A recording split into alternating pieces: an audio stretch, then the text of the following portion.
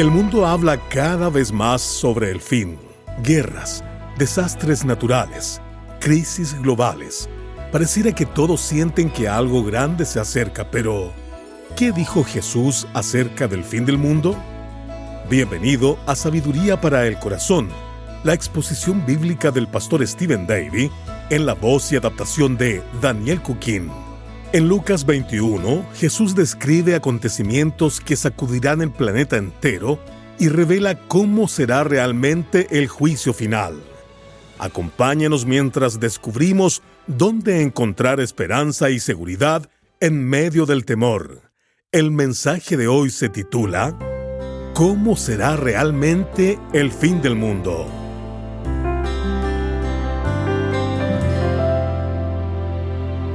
En 1945, Albert Einstein, Robert Oppenheimer y un grupo de científicos que habían trabajado en la creación de la bomba atómica fundaron un consejo especial.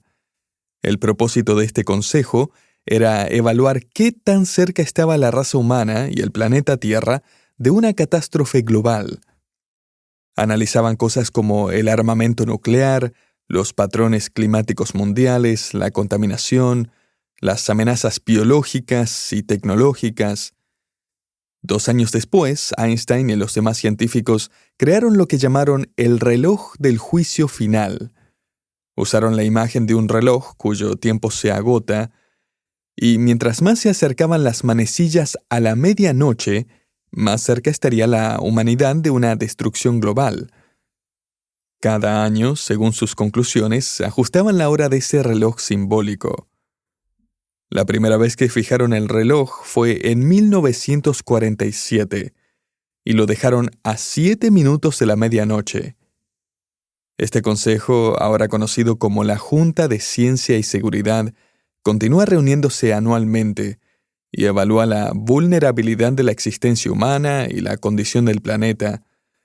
La Junta recibe asesoramiento de científicos destacados, de académicos y expertos en diversos campos, incluyendo 9 ganadores del Premio Nobel. En 1960 colocaron el reloj a 7 minutos de la medianoche. En 1972 a 12 minutos. En 1988 a 6 minutos. En 1991 a 17 minutos. Evidentemente fue un buen año. De hecho, coincidió con el fin de la Guerra Fría. En 2002 lo adelantaron nuevamente a 7 minutos de la medianoche. En 2015 lo fijaron a 3 minutos, debido a lo que llamaron el cambio climático fuera de control. En 2017 pasó a 2 minutos y en 2024 ajustaron las manecillas a 90 segundos de la medianoche, la posición más cercana en toda su historia. En su declaración oficial dijeron: los miembros de la Junta de Ciencia y Seguridad están profundamente preocupados por el deterioro del estado del mundo. Por eso, hemos fijado el reloj del juicio final a 90 segundos de la medianoche, porque la humanidad enfrenta un nivel de peligro sin precedentes. En otras palabras, las señales parecen estar por todas partes. Según ellos, podríamos estar a solo 90 segundos del fin del mundo. Y la verdad es que todo el mundo está buscando señales, ¿no? Incluso en el ámbito religioso, pareciera que cada acontecimiento se interpreta como una señal más del fin. La verdad sobre el destino de la humanidad es un tema serio. La raza humana y el planeta Tierra realmente se acercan a un día de juicio. El reloj ha estado avanzando durante casi 2000 años, recordándonos que el tiempo del juicio de Dios sobre la humanidad se acerca, ese periodo que la Biblia describe como la tribulación. Y mientras este consejo actual y su reloj del juicio final están preocupados por una destrucción nuclear del planeta, la Biblia nos dice que, al final de la tribulación, el anticristo liderará a muchas naciones del mundo en una marcha contra Israel. La población de la tierra seguirá viva y tan desafiante contra Dios como siempre. Hace poco, el secretario general de las Naciones Unidas dijo que el reloj del juicio final ya no es solo un reloj, sino una alarma, principalmente por el cambio climático que, según dicen, provocará el agotamiento de los recursos naturales como los árboles, el agua, la vegetación. Ahora, curiosamente, la Biblia sí describe pérdidas catastróficas de recursos naturales y cambios climáticos que ocurrirán, escucha esto, durante el período de la tribulación. Y todo eso sucederá rápidamente. Apocalipsis 8 dice que una tercera parte de los árboles será destruida, lo que implica que hasta ese momento todavía habrá abundancia de árboles sobre la tierra. El versículo 7 también describe que se quemará una tercera parte de la hierba verde y de la vegetación, que hasta entonces seguirá sosteniendo el suministro de alimentos del mundo. El capítulo 8 también dice que una tercera parte del agua dulce de ríos y lagos se volverá tóxica, imposible de beber, por la mano de Dios, no por la mano del hombre. Piensa en esto. Durante la tribulación, Dios contaminará más agua de la que la humanidad jamás haya contaminado. Dios va a destruir más árboles de los que el hombre jamás haya plantado o talado. El capítulo 8, versículo 8 nos dice además que una tercera parte del océano se convertirá en sangre. Mucho de esto reflejará, en cierto sentido, las plagas que cayeron sobre Egipto cuando Dios juzgó a esa nación. Pero este escenario de juicio final, llamado la tribulación, será global y millones de veces más devastador. Escucha, el día del juicio final viene, pero no de la manera en que el mundo lo imagina. Ese consejo científico cree, como millones de personas hoy, que la humanidad destruirá la tierra, que el hombre debe temerle al hombre, pero según la Biblia, a quien debemos temer es a Dios. Él es quien traerá el verdadero juicio sobre la humanidad. Será una devastación catastrófica, mientras Dios prepara al mundo para el reino de su Hijo. Quizás estés pensando ahora que últimamente he visto demasiadas películas sobre el fin del mundo. No, lo que pasa es que últimamente he estado estudiando Lucas capítulo 21, contigo. Y resulta que el juicio final es precisamente el tema del sermón que Jesús está predicando allí en el Monte de los Olivos. Hemos estado estudiando las profecías del Señor aquí en Lucas 21 y te invito a regresar una vez más a este pasaje. Llegamos hoy al versículo 25. Allí Jesús mira hacia el futuro y comienza a describir lo que ocurrirá durante el período de la tribulación, después del arrebatamiento de la iglesia. Jesús está básicamente respondiendo a la pregunta, ¿qué sucederá cuando llegue el juicio final? ¿Qué ocurrirá cuando el reloj marque la medianoche y el juicio de la ira de Dios comience a derramarse? Y quiero adelantarte una cosa, las catástrofes globales que Jesús está a punto de describir no tendrán nada que ver con el calentamiento global, el derretimiento de los polos, las bombas nucleares, ni con la contaminación producida por la humanidad. Nada de esto vendrá del hombre. Vendrá de la intervención sobrenatural de Dios, ejecutando su juicio. Y la humanidad sabrá que todo esto viene de Dios. En un momento te mostraré por qué, pero por ahora me gustaría dividir nuestro estudio en 3 secciones. Llamaremos a la primera sección el caos cósmico. Jesús dice aquí en el versículo 25, «Entonces habrá señales en el sol, en la luna y en las estrellas, y en la tierra angustia de las gentes, bramando el mar y las olas, porque las potencias de los cielos serán conmovidas». Podríamos llamar a esto entonces un caos cósmico, y será algo nunca antes visto. Jesús dice aquí en el versículo 25 que habrá señales en el sol, la luna y las estrellas. Hoy en día hay muchas personas que intentan leer mensajes en la alineación de las estrellas. Incluso algunos cristianos bien intencionados van a Génesis 1, versículo 14, donde se nos dice que las estrellas fueron dadas por señales, y entonces elaboran toda una clase de interpretaciones proféticas basadas en constelaciones y movimientos astrales. Pero la palabra señales no se refiere a que estas son fuentes de dirección o sabiduría. Ciertamente tampoco una influencia sobre la vida o la personalidad o el destino de las personas. Que sean una señal simplemente significa que las estrellas son evidencia de su creador. Son una señal visible, un símbolo de su poder. La misma palabra se utilizó para las plagas de Egipto, cuando Moisés le dijo al pueblo de Israel que aquellas plagas eran señales de parte de Dios. Deuteronomio 29:3. O sea, eran señales que anunciaban el juicio de Dios.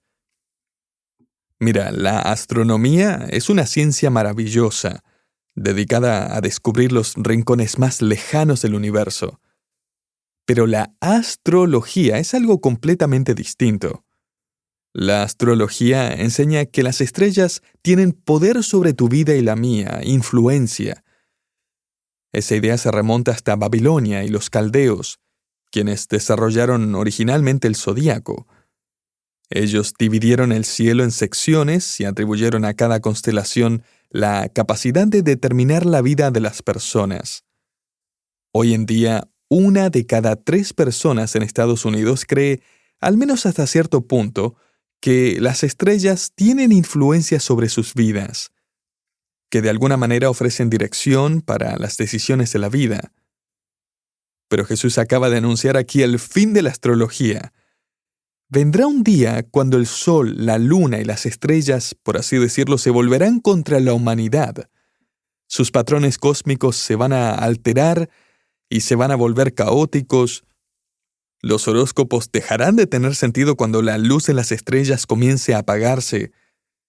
El profeta Joel describe estos días de tribulación, escribiendo que el sol y la luna se oscurecerán y las estrellas perderán su resplandor. Joel 2:10 y 3:15.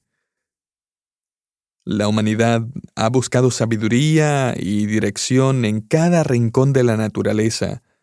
Le ha dado atributos divinos a la naturaleza y al cosmos. Se supone ahora que el universo puede escucharte y responderte, que las palabras que pronuncias al universo crean tu propia realidad. Pero mira, el verdadero problema es este. La humanidad prefiere acudir a las estrellas antes que al Salvador. Pero cuando llegue el juicio final, Dios va a apagar las luces. El otro día miré mi calendario y noté que se acercaba el Día de la Tierra. Así que entré a Internet para investigar un poco sobre este Día de la Tierra. Había demasiado material para leer, pero leí lo suficiente como para estremecerme al ver cómo tantas religiones del mundo viven engañadas y en abierta rebeldía contra el Dios creador, atribuyéndole al planeta poderes que solo pertenecen a Dios. Encontré introducciones de sermones temáticos sobre la tierra para pastores.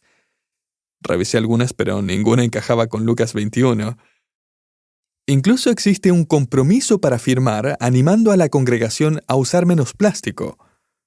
También hay materiales para escuela dominical infantil.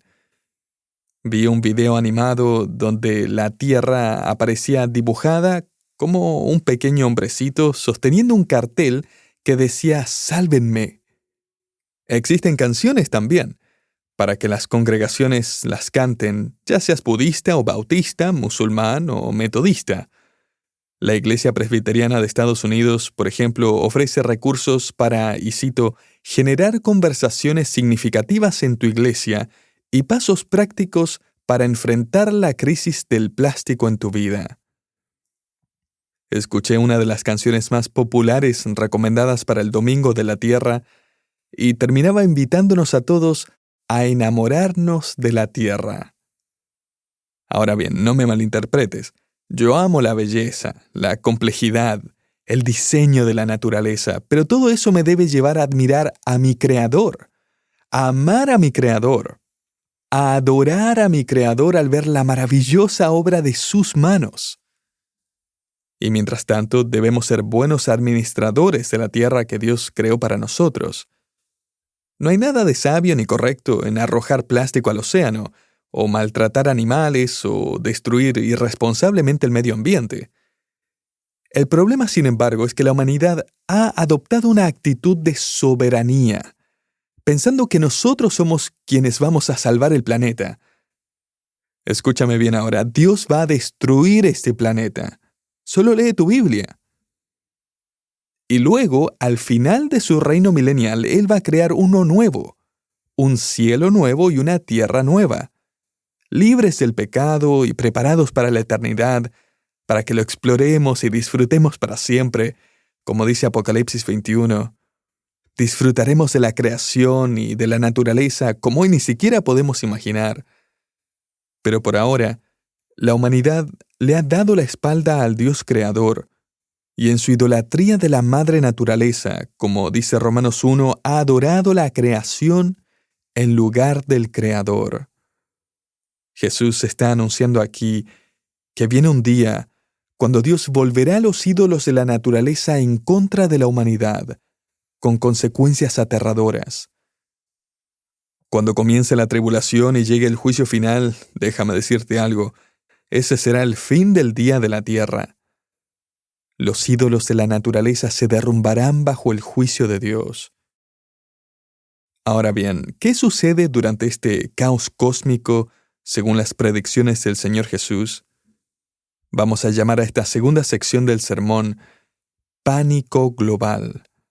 Regresa conmigo a la mitad del versículo 25, donde Jesús dice: «Y en la tierra angustia de las gentes, confundidas a causa del bramido del mar y de las olas». Evidentemente, los cambios que Dios provocará en la luna y el sol producirán alteraciones enormes en las mareas. Jesús dice que las olas estarán rugiendo, serán gigantescas. Y junto con los grandes terremotos que él ya mencionó en el versículo 11, sin duda habrá tsunami tras tsunami. Muy posiblemente Jesús se refiere aquí a esas olas aterradoras. Francamente, ni siquiera podemos imaginar la combinación de todos estos eventos. Fragmentos astrales cayendo del cielo, literalmente encendidos en fuego al entrar en la atmósfera terrestre, golpeando el planeta con la fuerza de bombas nucleares, un tsunami tras otro, y como predice Apocalipsis, una tercera parte de todos los barcos del mundo destruida. Súmale a eso los sistemas de distribución de alimentos que colapsarán, y el hambre y las enfermedades se extenderán rápidamente sobre la tierra. Durante esos 7 años de tribulación habrá caos cósmico y pánico global.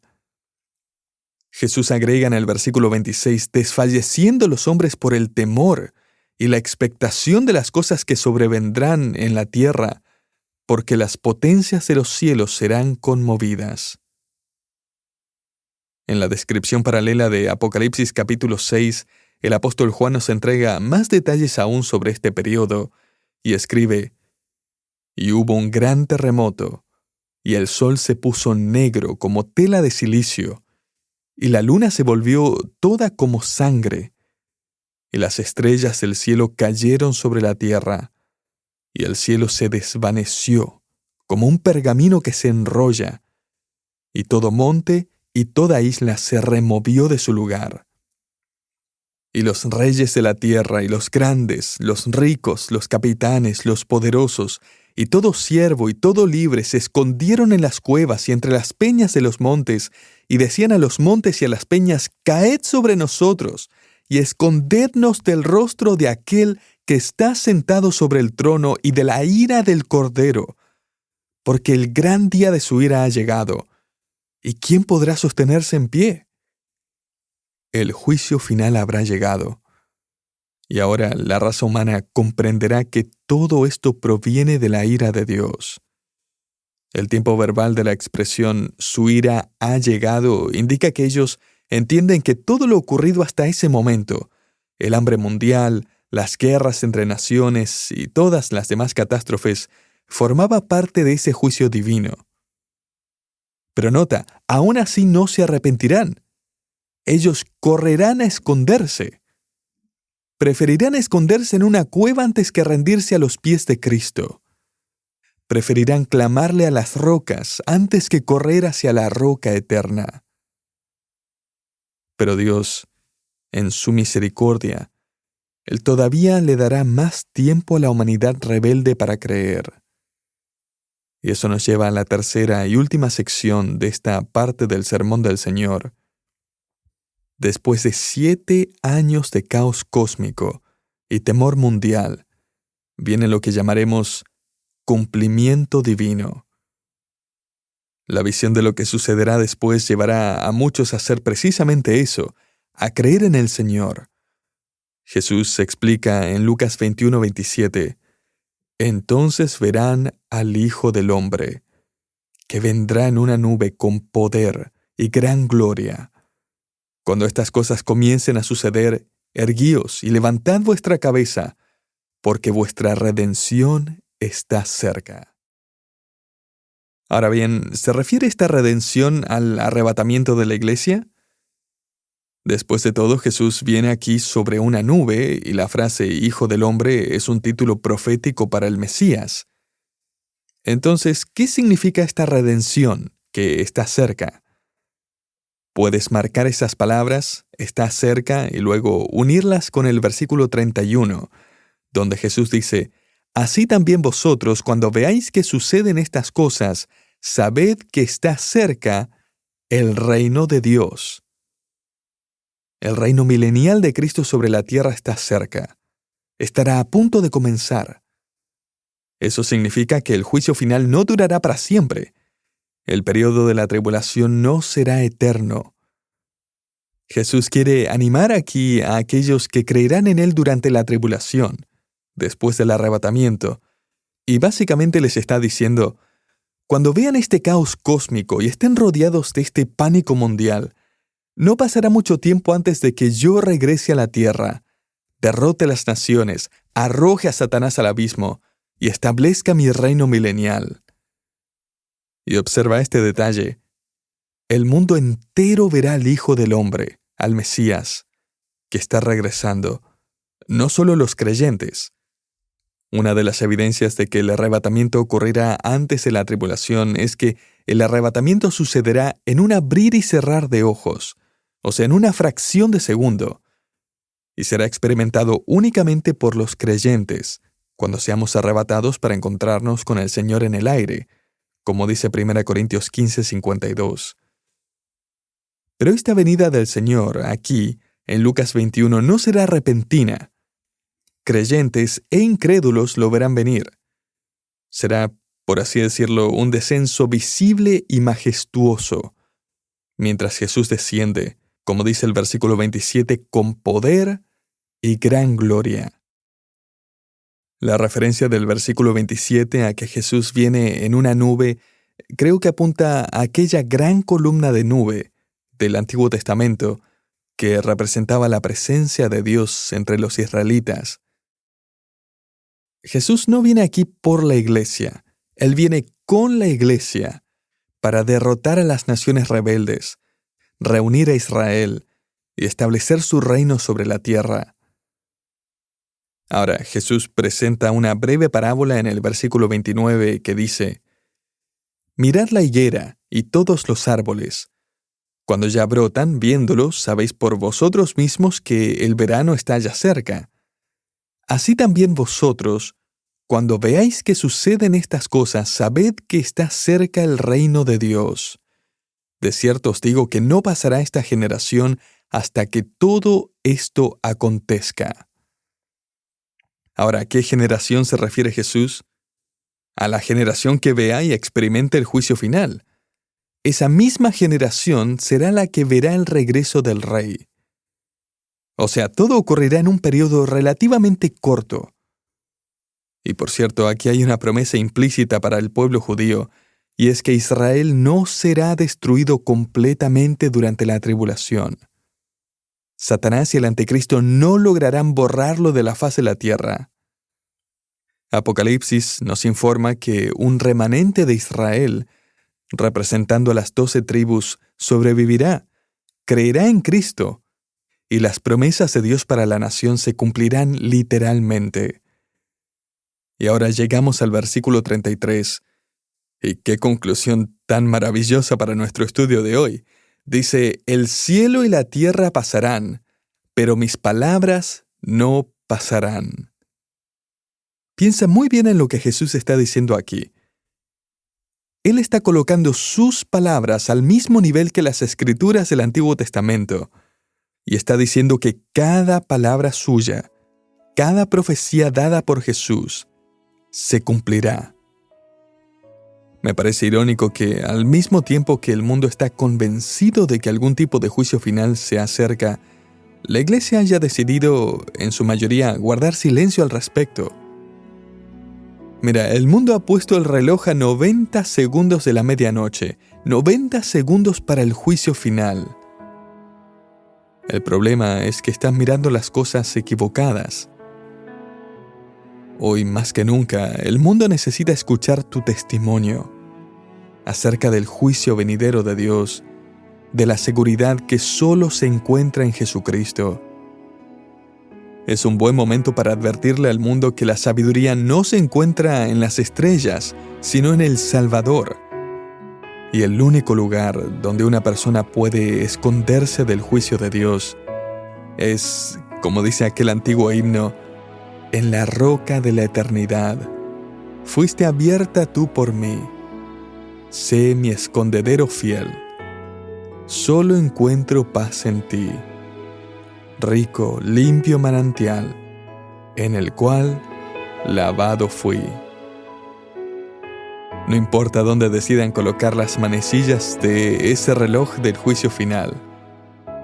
Al creer en el Señor Jesucristo, estamos seguros para siempre, libres del juicio y de la ira de Dios.